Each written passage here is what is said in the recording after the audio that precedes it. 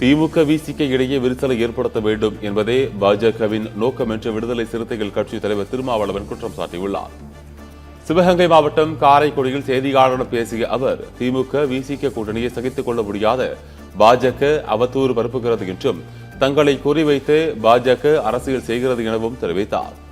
அதிமுக பாஜக கூட்டணி நீடிக்குமா என்பது கேள்விக்குறிதான் என்று திருமாவளவன் கூறினார்.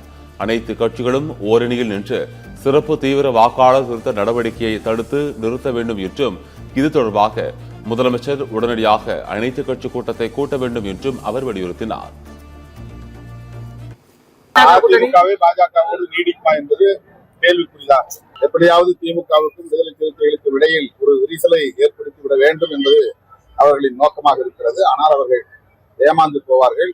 அதற்கு ஒருபோதும் திமுக தலைமையிலான கூட்டணி இடம் கொடுக்காது. அதிமுக திமுக தலைமையிலான அனைத்து கூட்டணி கட்சிகளும் ஓரணியில் திரண்டு நின்று இந்த எஸ்ஐஆர் என்கிற நடவடிக்கையை தடுத்து நிறுத்த வேண்டும்.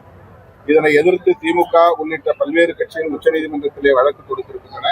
விடுதலை சிறுத்தைகள் கட்சியின் சார்பிலும் வழக்கு தொடுத்திருக்கிறோம். வழக்கு நிலுவையிலே இருக்கிற போது அதனை தமிழ்நாட்டில் நடைமுறைப்படுத்துவது ஏற்புடையதல்ல. எனவே மாண்புமிகு முதல்வர் அவர்கள் விரைந்து அனைத்து கட்சி கூட்டத்தை கூட்ட வேண்டும் என்பது என்னுடைய வேண்டுகோள்.